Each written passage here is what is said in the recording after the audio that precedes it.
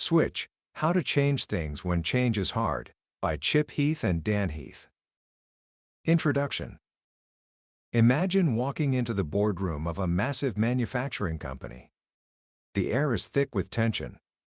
A young manager named John Stegner is about to make a pitch that could save the company $1 billion. But the senior executives leaning back in their chairs, arms crossed, are skeptical. They've heard 1,000 cost-cutting proposals before. Stegner knows that spreadsheets and charts won't work. He knows he can't just talk to their logical minds. He has to do something different. So, instead of firing up a PowerPoint, he asks the executives to gather around the enormous, polished conference table. And there, piled high in the center of the room, is a mountain of gloves. Hundreds of them. 424 different kinds, to be exact. Each glove has a little price tag attached. The executives stare, confused at first. Then, they start walking around the table.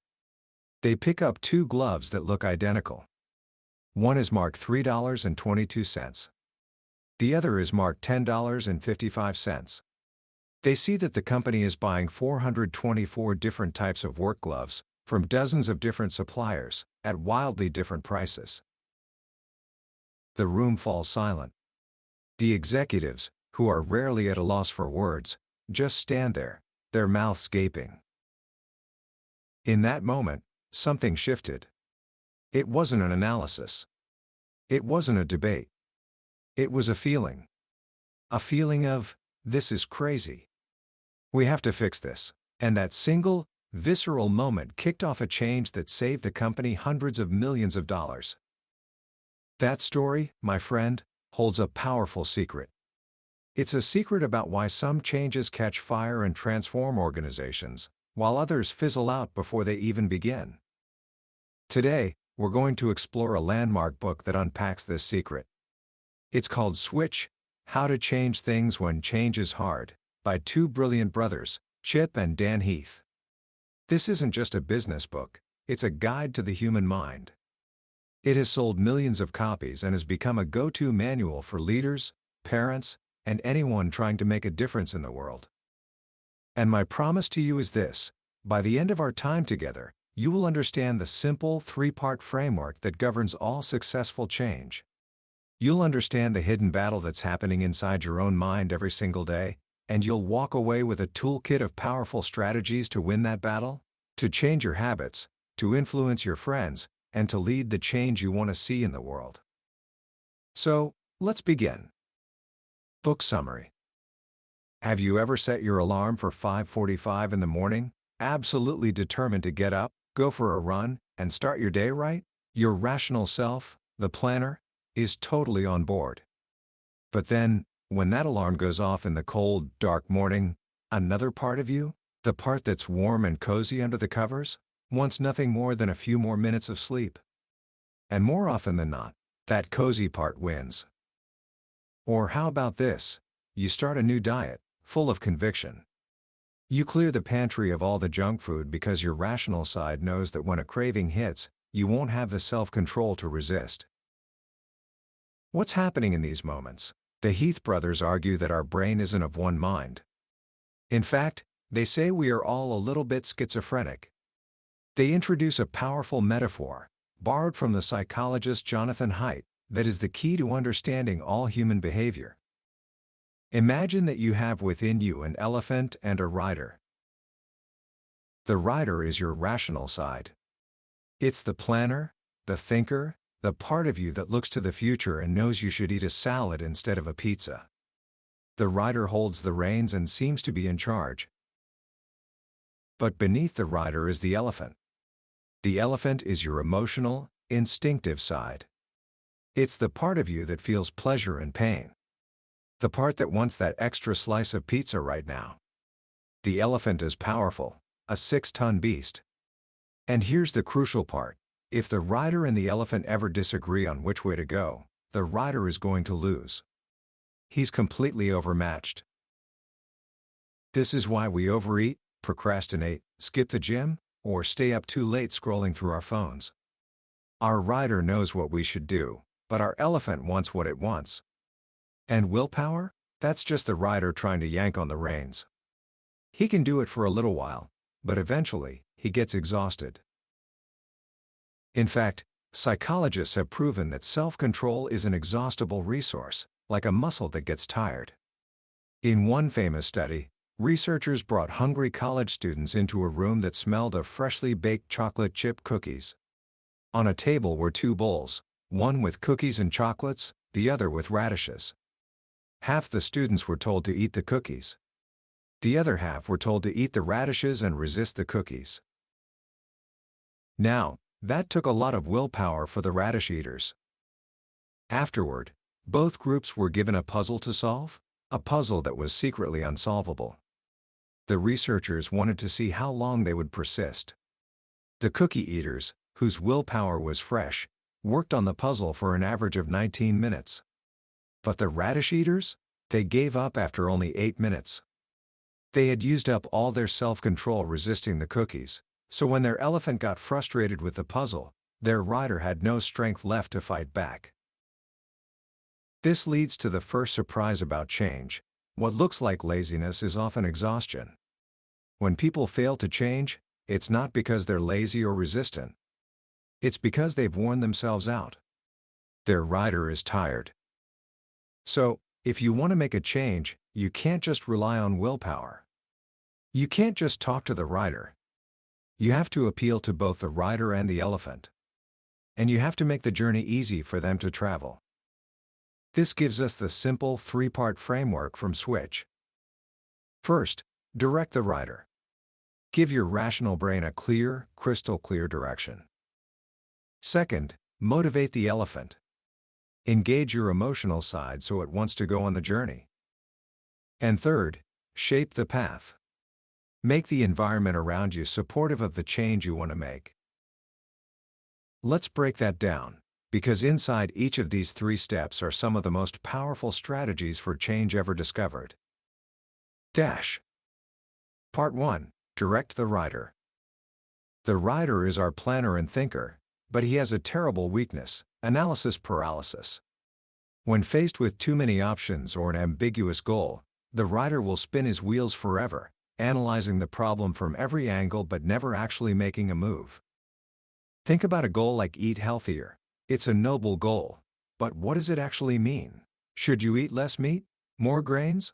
Cut out carbs? Take vitamins? The sheer number of choices is overwhelming. Your rider gets stuck. This brings us to the second surprise about change. What looks like resistance is often a lack of clarity. So, to make a change, the first thing you have to do is provide crystal clear direction. The Heath brothers offer 3 powerful ways to do this. The first strategy is to find the bright spots. In any situation, no matter how bad it seems, something is working. Your job is to find that something and clone it. Consider the incredible story of Jerry Sternin. In 1990, he was sent to Vietnam to fight malnutrition in rural villages. He had 6 months, a tiny budget, and a huge problem. The experts all said malnutrition was caused by a web of huge issues: poverty, poor sanitation, lack of clean water. Fixing those things would take decades. Sternin called this analysis TBU, true but useless.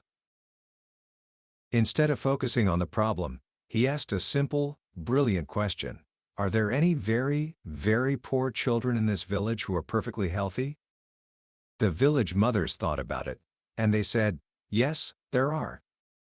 Sternin's strategy was to find these bright spots and figure out what they were doing differently. He discovered that the mothers of the healthy children were doing a few small, almost invisible things. They were feeding their kids 4 smaller meals a day instead of 2 big ones, because tiny, malnourished stomachs couldn't handle large meals. And they were adding tiny shrimp and crabs from the rice paddies, along with sweet potato greens, into their children's rice. The rest of the village thought these foods were inappropriate or low class for children, but they were adding precious protein and vitamins to their diet. These weren't solutions from an outside expert. They were local, sustainable, and already working. Sternen then set up cooking classes where mothers of malnourished children learned these bright spot practices from their own neighbors. 6 months later, 65% of the children were better nourished. The change had stuck, and it eventually spread to help 2.2 million people in Vietnam. Sternen's genius was to stop analyzing the problem and start looking for the solution. He asked the question, what's working, and how can we do more of it? This is the bright spot philosophy in a nutshell. The second strategy to direct the rider is to script the critical moves. Because ambiguity is the rider's enemy, you have to translate big, abstract goals into concrete, specific behaviors. Don't just say be healthier. Say, next time you're in the dairy aisle, buy 1% milk instead of whole milk. This was the genius of a public health campaign in West Virginia. Researchers knew that milk was the single largest source of saturated fat in the average American's diet. In fact, a single glass of whole milk has the same amount of saturated fat as 5 strips of bacon. So they didn't launch a vague eat healthy campaign. They ran a punchy, specific campaign focused on one single behavior, switching to 1% milk. They made the change crystal clear. And it worked. The market share for low-fat milk in their test communities more than doubled, from 18% to 41%. When you script the critical moves, you're telling the rider exactly where to go. You're eliminating the paralysis of choice. When a Brazilian railroad company was facing bankruptcy, the new CEO didn't give his team a vague mission to cut costs. He gave them 4 simple, scripted rules to guide every investment decision, like faster is better than best and use what you've got. This clarity allowed them to make smart, tough decisions quickly and turn the company around. The third way to direct the rider is to point to the destination. Change is easier when you know where you're going and why it's worth it. You need to paint a vivid picture of the future that is both inspiring and clear. The authors call this a destination postcard. Think of Crystal Jones, a first-grade teacher in a low-income school in Atlanta. Her students were starting the year far behind, some not even knowing the alphabet. Instead of setting a bunch of dull, technical goals, she made a bold announcement on the first day of school. By the end of this year, you are all going to be third graders. To a first grader, a third grader is a god. They're bigger, smarter, cooler. This goal was incredibly motivating for her students' elephants, but it also gave their riders a clear destination. It hit them in the gut. The kids started calling themselves scholars, and by the end of the year, over 90% of them were reading at a third grade level or higher. Sometimes, the destination needs to be so clear that there's no room for excuses.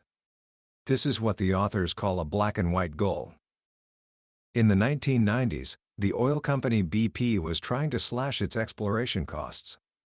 A big part of the cost came from drilling dry holes, wells that didn't strike oil. For decades, dry holes were just considered part of the business. You played the odds. But the new head of exploration, Ian Vaughan, announced a shocking new goal: no dry holes. None. Zero. The explorers were outraged. They said it was impossible. But the goal was brilliant because it eliminated all the wiggle room. You could no longer justify a risky drilling operation by saying it had strategic value or that it would be a learning experience. The only question that mattered was, is this hole going to be dry? The new goal forced a massive shift in behavior. The explorers became more rigorous, more data-driven, and more disciplined. And the results were stunning. By 2000, BP's hit rate had tripled. So, to direct the rider, you must conquer ambiguity. Find the bright spots that are already working. Script the critical moves to provide step-by-step instructions. And point to a destination that is both compelling and clear. But even with the clearest map in the world, the rider can't make the journey alone. He needs the raw power of the elephant. Part 2. Motivate the elephant. The elephant is the heart of change. It's where our energy, our passion, and our determination come from. The rider can provide the direction, but the elephant provides the drive. If the elephant isn't on board, you're not going anywhere. The problem is, the elephant is easily spooked, easily discouraged, and always looking for a quick payoff over a long-term reward. To motivate it, you can't just use logic and data. You have to connect with emotion. As the authors say, you have to find the feeling. This is where we return to the story of John Stegner and his pile of gloves. His analytical case for centralized purchasing was compelling, but it was just numbers on a page. It didn't make anyone feel anything. But when he dumped 424 gloves on the boardroom table, he created a visceral, emotional reaction. The executives didn't just think the system was broken, they felt it. This insight leads to a fundamental pattern that the authors observed in all successful changes. Most of us try to create change with a sequence of analyze, think, change. We present data, hope it changes people's thinking, and then hope that thinking changes their behavior. But successful change almost always follows a different pattern. See feel change. You show people a reality that hits them at an emotional level. The feeling sparks a new behavior. When software developers at Microsoft were skeptical about customer feedback on their new program, saying, "Where'd you find 6 dumb people?" the test lab manager didn't argue with them. He simply invited them to watch behind a one-way mirror as real users struggled with their software. When the developers saw the frustration on people's faces, their defensiveness vanished, replaced by empathy. They immediately started brainstorming ways to fix the problems. They saw, they felt, and they changed. But finding the feeling isn't always enough, because the journey of change can be long and intimidating.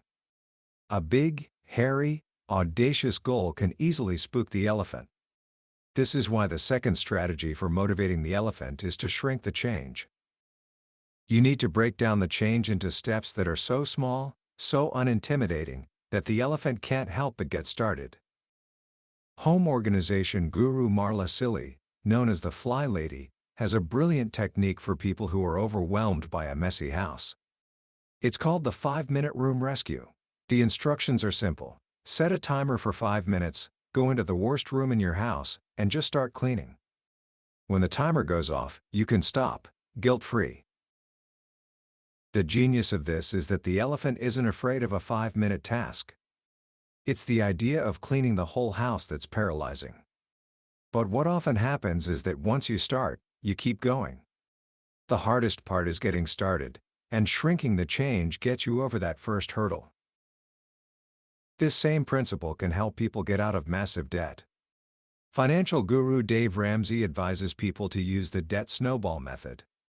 You list all your debts from smallest to largest, regardless of the interest rate, and you pour every extra dollar into paying off the smallest one first. Now, mathematically, this makes no sense. You should pay off your highest interest debt first. But Ramsey knows that getting out of debt isn't a math problem, it's a behavior problem. When you pay off that first, small debt, you get a quick, motivating win. You feel a sense of progress. It lights a fire under you, and that momentum snowballs as you move on to the next debt. You're shrinking the change to create hope. Another way to shrink the change is to make people feel like they're already closer to the finish line. Researchers did a study at a car wash. Some customers were given a loyalty card that required 8 stamps to get a free wash. Others were given a 10-stamp card that came with 2 stamps already filled in. Both groups needed to buy 8 more car washes. But the group that started with 2 stamps was almost twice as likely to complete the card. That feeling of being part of the way there was incredibly motivating. This is exactly what happened with a group of hotel maids. They worked physically demanding jobs but didn't think of their work as exercise. When researchers simply informed one group of maids that their daily work was, in fact, great exercise, something amazing happened. 4 weeks later, that group had lost an average of nearly 2 pounds, while a control group had lost nothing. They hadn't changed their diets or started exercising outside of work. What changed was their perception. They realized they weren't starting from scratch, they were already well on their way to being healthy. That realization motivated them to put a little extra effort into their daily tasks, and the results followed. The final way to motivate the elephant is to grow your people. Sometimes, instead of shrinking the change, you need to make people feel bigger, more capable, and more determined to tackle it. This often comes down to identity. When we make decisions, we often don't do a cost-benefit analysis. Instead, we ask ourselves questions like, who am I? What kind of situation is this? And what does a person like me do in this situation? If a change effort violates someone's identity, it's doomed. But if you can make the change a matter of identity, it can become incredibly powerful. On the Caribbean island of St. Lucia, the native parrot was on the brink of extinction, with only about 100 birds left. A young college graduate named Paul Butler was hired to save it. He knew he couldn't make a purely logical or economic case for saving the parrot. So he made it a matter of national pride. He launched a campaign with a simple, powerful message: this parrot is ours. Nobody has this but us. We need to cherish it.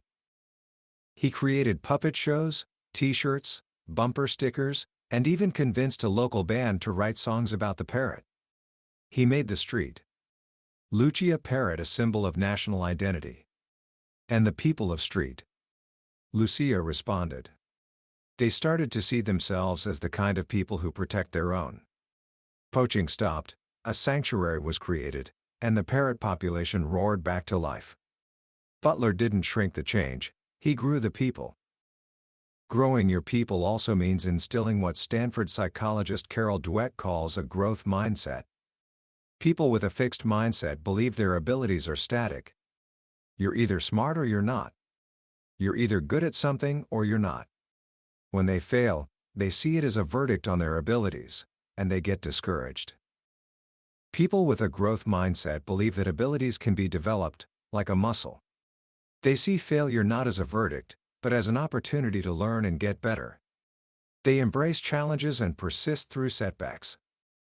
The incredible news is that the growth mindset can be taught. Dweck ran a study with 7th grade math students who were struggling. She taught one group that the brain is like a muscle, that with effort, they could get smarter. The results were astonishing. While the control group's grades continued to slide, the students taught the growth mindset saw their grades improve significantly. One boy, with tears in his eyes, asked, "You mean I don't have to be dumb?" When you lead a change, you have to expect failure along the way. Everything can look like a failure in the middle. By fostering a growth mindset, you reframe failure as learning. You tell your team, we will struggle, we will fail, but we will get better, and we will succeed in the end. Molly Howard, the principal of a high school that had the lowest test scores in Tennessee, did just that. She abolished the traditional grading system of A, B, C, D, and F. At her school, the only grades were A, B, C, and NY. For not yet, a student couldn't just fail and move on. They had to keep working until they cleared the bar. She was telling them, I believe you can do this, and I won't give up on you. It was a profound expression of the growth mindset, and it helped turn the school around. So, to motivate the elephant, you need to connect with emotion. Find the feeling, don't just present the facts. Shrink the change to make the first steps feel easy and build momentum. And grow your people by appealing to their identity and instilling a growth mindset that turns failure into a stepping stone for success.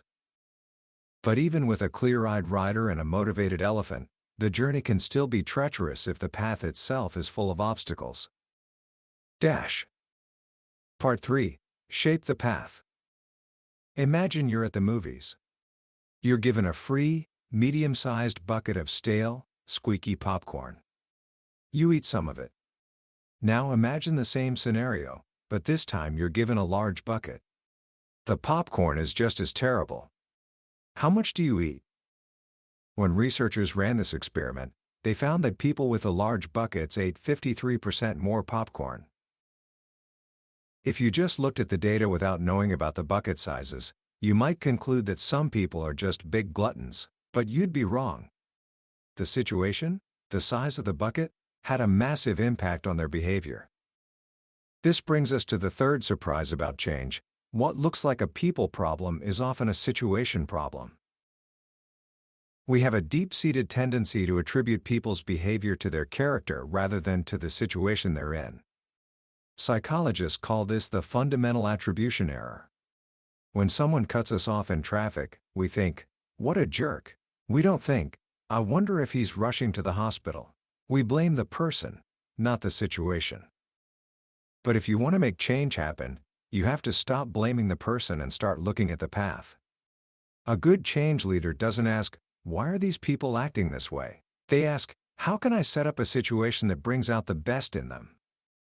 The first strategy for shaping the path is to tweak the environment.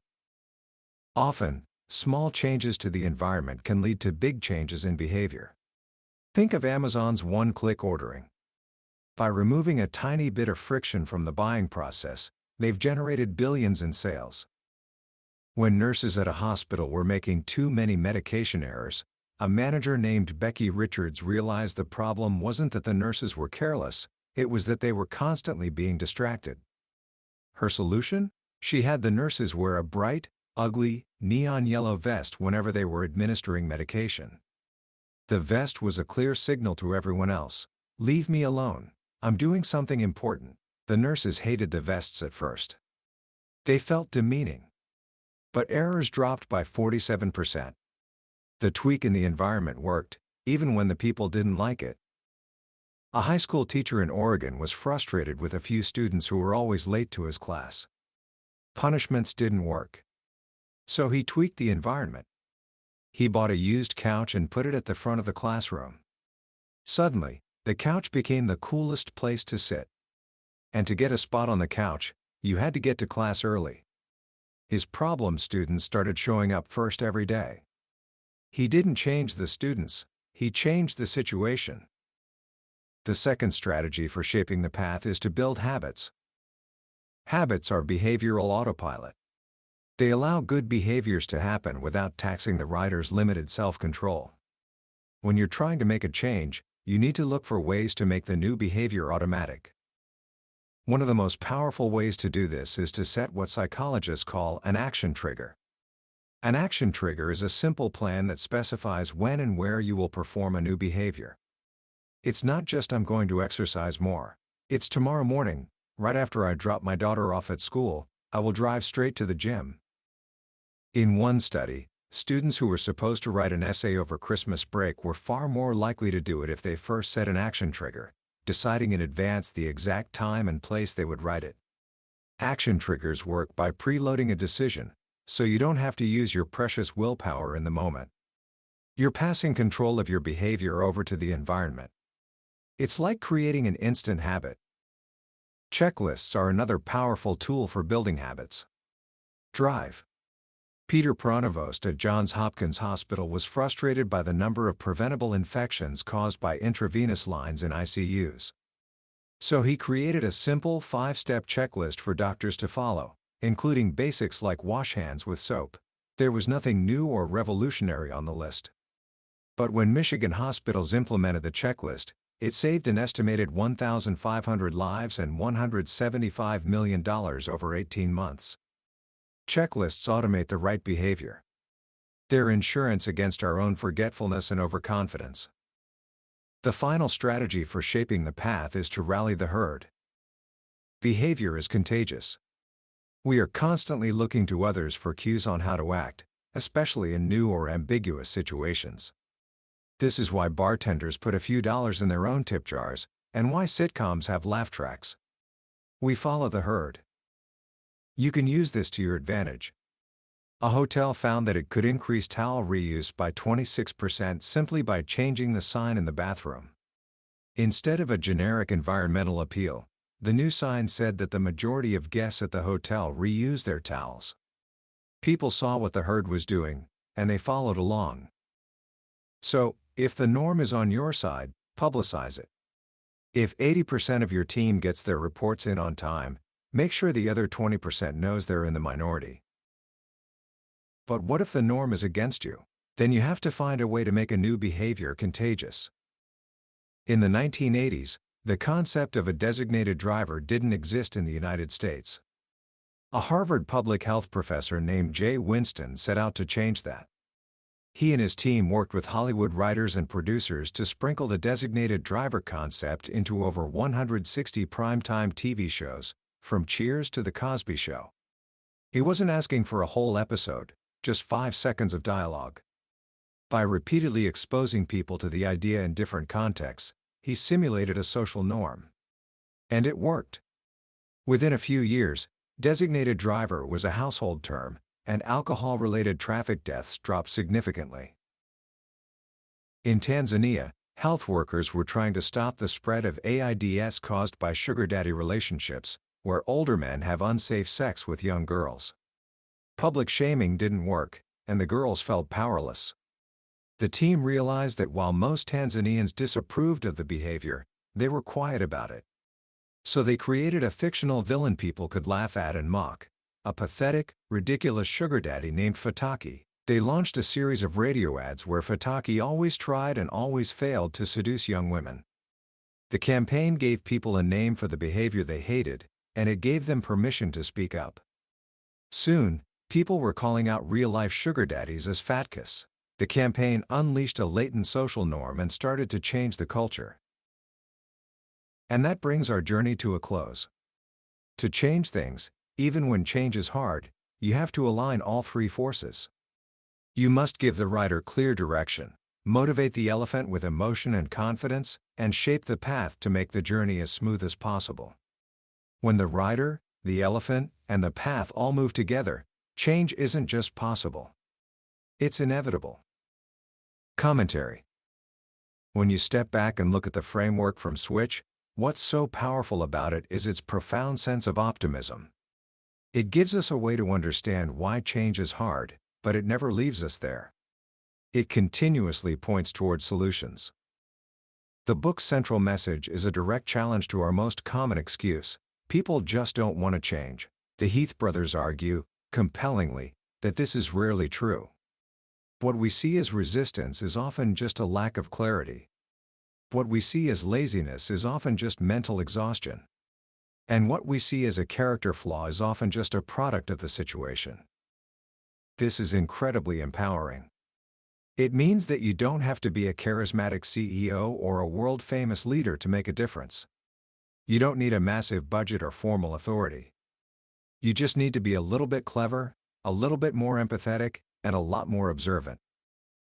You need to be like Jerry Sternin in Vietnam, looking for the handful of healthy kids instead of the thousands who are sick. You need to be like Becky Richards in the hospital, asking not why are my nurses so careless, but how can I change their environment to help them focus. You need to be like Molly Howard, seeing a failing student not as a failure, but as someone who is just not yet. The ideas in Switch are not just for big organizational transformations. They are for you, right now, in your own life. You are both the rider and the elephant. You are the architect of your own path. So let me leave you with a few simple actions you can take, right now, to start making your own switch. First, find one bright spot. Think of one area in your life where you're already doing something well. Maybe you're great at getting your homework done on time, but you struggle to wake up early. What is it about your homework habit that works? Do you do it at the same time every day? Do you do it in a specific place? Find that bright spot, and ask yourself, how can I clone this success for my morning routine? Second, shrink the change. Pick one habit you've been wanting to build but have been putting off. Maybe it's learning an instrument, or reading more, or exercising. Now, ask yourself, what is the 5-minute version of that? Can you practice guitar for just 5 minutes? Read just 2 pages? Do 10 push-ups? Make it so ridiculously easy that your elephant can't say no. Just start. And third, tweak your environment. Look around you. How can you make good behaviors easier and bad behaviors harder? If you want to drink more water, put a water bottle on your desk. If you get distracted by your phone when you're studying, leave it in another room. Don't rely on willpower. Make the path do the work for you. Change isn't an event, it's a process. It starts with a single step, but it's sustained by a pattern. By directing your rider, motivating your elephant, and shaping your path, you have everything you need to start that process. You have the pattern. The only question left is the one the authors leave us with: what will you switch? That was a summary of the book Switch: How to Change Things When Change is Hard, by Chip Heath and Dan Heath. We've explored the core ideas today, but I hope you can feel that a summary is just the beginning. The real power of a book like this isn't just in the ideas, but in the stories that make those ideas come alive. We've touched on a few, but the book is filled with dozens more that will surprise you, inspire you, and stick with you long after you've finished. This summary is like looking at a map of a beautiful country. Reading the book is like taking the journey yourself. If any of the stories or ideas we talked about today sparked something in you, I encourage you to grab a copy. The link is in the description. It's an investment not just in a book, but in your own ability to create the change you want to see. Also, if you found this journey valuable, a simple click on the like button and a subscription to the channel would mean the world. It helps us reach more people and ensures you won't miss our next exploration into another life-changing book. Let's keep learning and growing together.